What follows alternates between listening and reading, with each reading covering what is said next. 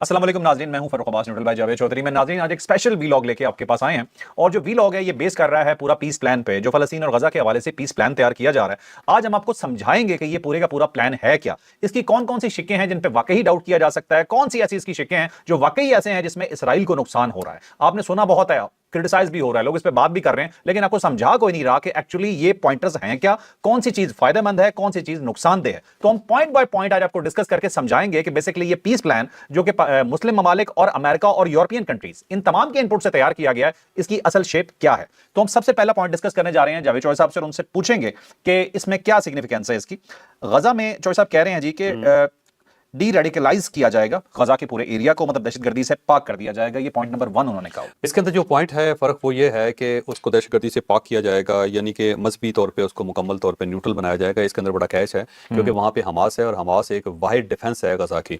और हमास ये ज़हन में रखो कि ये बाहर से आई हुई जमात नहीं है, ये उनके अपने लोग हैं, गजा के लोग हैं और उन्होंने ये जमात बनाई और उसके बाद ये पोलिटिकल जमात भी है, वहाँ पे बाकायदा इक़्तिदार में ये रही है और इक़्तिदार के अंदर इनका हमेशा शेयर भी रहा है। अब उन्हीं का एक अस्करी विंग है और जो ज़ाहिर असलाह भी लेता है पूरी दुनिया से और उसके बाद वो अपने इलाके की हिफाजत भी करता है। तो जब कहा यह जा रहा है कि जी उससे पाक किया जाएगा तो इसका मतलब ये हुआ कि हमास जो है उसको और हिजबुल्लाह इससे मुकम्मल तौर पे वहाँ पे फारग किया जाएगा।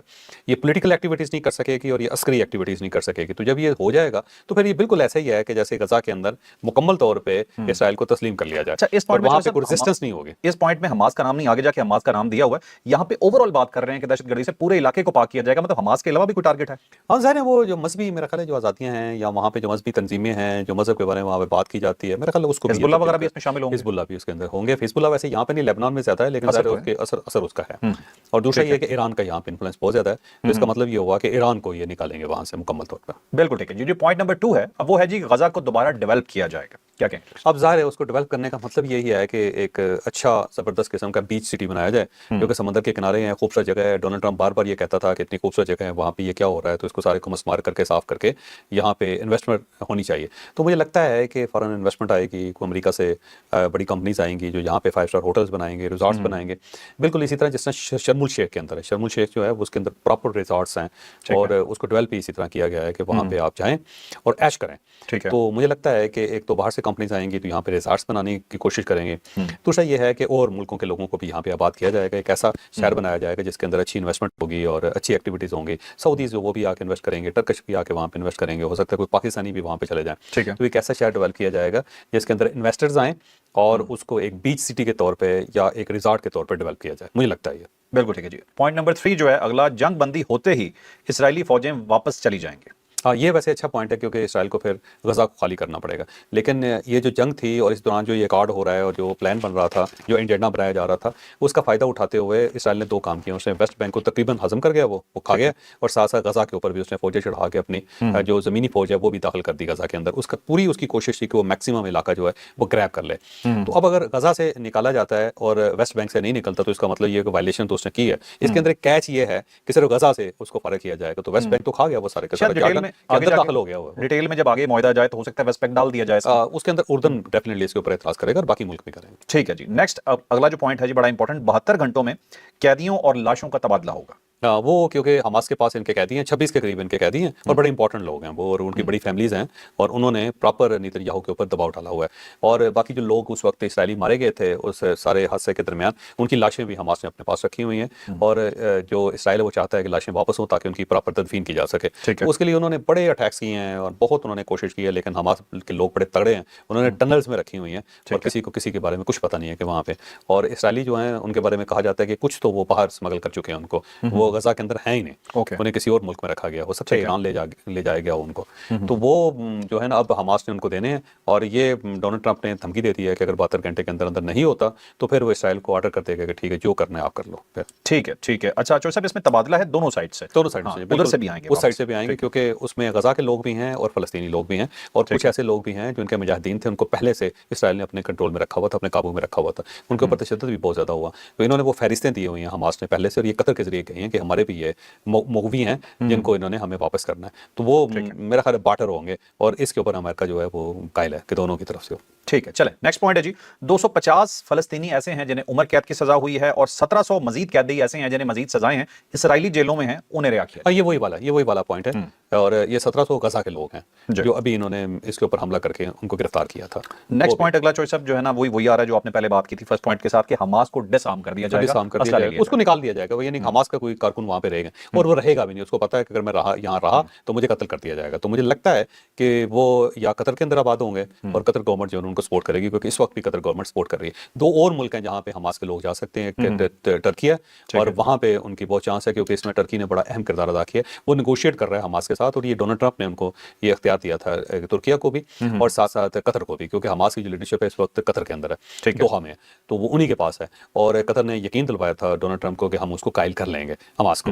तो अब हमास के कुछ लोग जो हैं वो जो तुर्किया है उसके अंदर आबाद होंगे और कुछ लोग जो हैं वो ईरान के अंदर आबाद होंगे। तो सब इसमें एक और भी पॉइंट शामिल है, वो कहते हैं कि जो हथियार फेंक देगा उसे आम माफी दी जाएगी और जाना चाहे तो जा सकता है, रहना चाहे तो रह सकता है। और नहीं रहेंगे नहीं लोग, क्योंकि वो अनसेफ महसूस करेंगे। कोई इसराइलियों का कमाल ये है कि वो बड़ी मुद्दत तक याद रखते हैं, बंदे को पीछा करते हैं और कहीं ना कहीं उसको पकड़ के मार देते हैं, तो लोग अपनी जान बचाने के लिए वहां से निकलेंगे, मुझे लगता है। बिल्कुल ठीक है जी। अगला पॉइंट है कि इमदाद भेजी जाएगी और इसी के साथ जुड़ा हुआ दूसरा पॉइंट है कि वो किस तरह से भेजी जाएगी, वो यूएन के जरिए और रेड क्रिसेंट के जरिए भेजी जाएगी। ठीक है, इमदाद ज़ाहिर है उसी के जरिए भेजी जाएगी यूएन, क्योंकि यूएन की जब गाड़ियाँ होती हैं या रेड क्रॉस की जो गाड़ियाँ होती है उसके ऊपर साइन होता है कि फिर उसके ऊपर हमला नहीं हो सकता और वो प्रोटेक्टेड होती हैं और उनकी सिक्योरिटी क्लियर होती है। ठीक है। तो ये सारे इस्लामी मुल्क जो है ना इमदादी सामान देंगे इनको और वो इमदादी सामान जो है ना यूएन और रेड क्रॉस वहाँ पे लेके जाएगी। तो किसी और पे एतबार भी नहीं है। और पे एतबार मेरा ख्याल है इनके ऊपर भी अब एतबार नहीं रहा गजा को, क्योंकि गजा के अंदर इन की शक्ल में भी बहुत जुल्म हुआ है गजा के लोगों पे भी।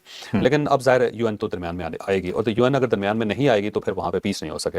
ठीक है जी, चलें नेक्स्ट पॉइंट डिस्कस करते हैं जी।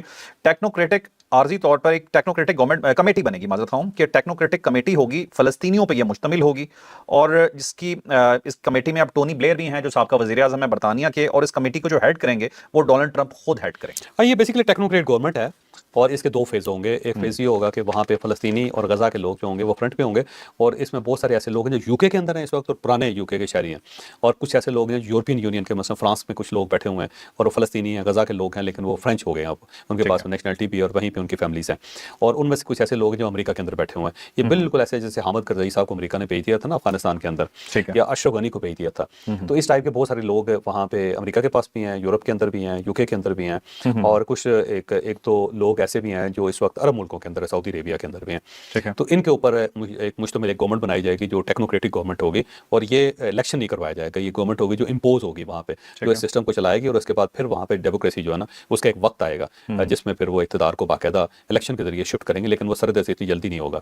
और उसको ओवरसाइट करने के लिए दूर बैठे हुए कुछ लोग होंगे जो 8-10 लोग होंगे, जैसे डोनाल्ड ट्रंप है, टोनी ब्लेयर है, इनको एक इख्तियार दिया जाएगा कि उनको ड्राइव करें। अगर किसी को फंड की ज़रूरत है तो फंड, और अगर किसी को किसी और सफारती मदद की ज़रूरत है तो उसको सफारती मदद दे दी जाए। इसराइल के साथ अगर नेगोशिएशन करनी है तो फिर यही लोग जो होंगे इसराइल के साथ भी नेगोशिएट करें। साहब ऐसा तो नहीं होगा कि ब्रिटिश या अमेरिकन कॉलोनी बना के रख दी जाए? नहीं, देखो वो तो अभी भी पूरी दुनिया ही बनी हुई है, पूरे अरब मुल्क नहीं है, अमेरिका की कॉलोनी है, वो तो होगा। तो लेकिन ये एक बात की जा रही है कि नया एक कॉलोनियल सिस्टम आ रहा है, तो कॉलोनियल सिस्टम तो वहाँ पे आएगा और इसके अलावा ऑप्शन कोई नहीं है। वैसे अगर फर्ज करोगे बड़ी ताकतों को आप साइड पे कर देते हैं, फ्रांस को, जर्मनी को साइड पे कर देते हैं, इंग्लैंड को साइड पे कर देते हैं, अमेरिका और कनाडा को साइड पे कर देते हैं, अब चाइनीज़ जो है उनकी मुझे लगता है एंट्री इसके अंदर होती है, और अगर इन मुल्कों को आप अलग कर देते हैं तो फिर कैसे वहाँ पे अमन हो सकता है, कैसे सुकून हो सकता है? तो ये मजबूरी है, ये दुनिया की मजबूरी है, इनके ऊपर आपको रिलाई करना पड़ेगा। अब सवाल ये कि कितनी जल्दी गजा के लोग या फलस्तीन के लोग अपने पांव पे खड़ा होते हैं, ये बड़ा इंपॉर्टेंट है। बिल्कुल ठीक है, चलें अगला नेक्स्ट बड़ा इंपॉर्टेंट पॉइंट है जी। ट्रंप के हवाले से पहले उसने डेवलपमेंट की बात की थी गजा की, अब ये ओवरऑल एक बात कर रहे हैं जी कि ट्रंप का इकोनॉमिक जो प्लान है उसकी बात है कि दुनिया से सरमायाकारी लाई जाएगी, पूरी दुनिया सरमायाकारी करेगी। पुराना प्रोजेक्ट है उनका, वो पहले कह रहे थे कि गजा में से इन सब लोगों को निकालें और सारी जमीन जो है उसको फ्लैट करके मेरे हवाले कर दें ताकि मैं वहाँ पे इकोनॉमिक एक्टिविटीज कर सकूं। तो ये उसी की एक शाख है। इसमें सिर्फ ये है कि गजा को लोगों को निकाला नहीं जाएगा, उनकी जमीनों पर कब्जा नहीं किया जाएगा, लेकिन जो समंदर के किनारे किनारे जो सारी एक वसी पट्टी है, मुझे लगता है कि उसमें इकोनॉमिक एक्टिविटीज के नाम पे वो उसके ऊपर कब्जा किया जाएगा और वहाँ पे हाई राइज बिल्डिंग्स बनेंगे और जो शहरी जो है उनको पीछे धकेल दिया जाएगा। और ट्रेड वहाँ से हो रही है वो बेसिकली तो समुद्री रास्ते से हो रही है, वहाँ पे जो पोर्ट है उसके जरिए हो रही है। तो पोर्ट जो होगी वो अमेरिकन के पास चली जाएगी, वो वहाँ से मसूल इकट्ठा किया करेंगे और ये मुझे लगता है वहाँ। ठीक है, स्पेशल इकोनॉमिक जोन्स बनाए जा रहे हैं और ट्रेड होगी। हाँ, ये भी एक सेपरेट पॉइंट है। बिल्कुल ठीक। अच्छा चलें अब आगे चलते हैं जी। गजा से जबरदस्ती किसी को नहीं निकाला जाएगा, वापस आना चाहे तो आ सकते हैं, कोई जाना चाहे तो जा सकता है। हाँ, ये वो पॉइंट है कि जो पहले डोनाल्ड ट्रंप ये कहता था सबको निकालें और नेतन्याहू भी कहता था सबको निकालें।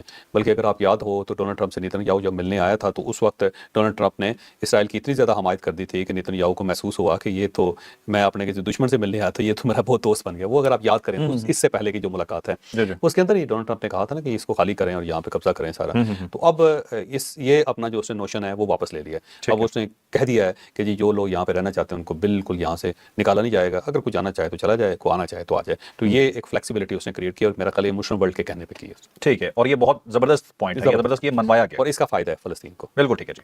हमास गवर्नेंस में शामिल नहीं होगा। हाँ जी, वो ज़ाहिर है हमास पहले पॉलिटिकल एक पार्टी भी है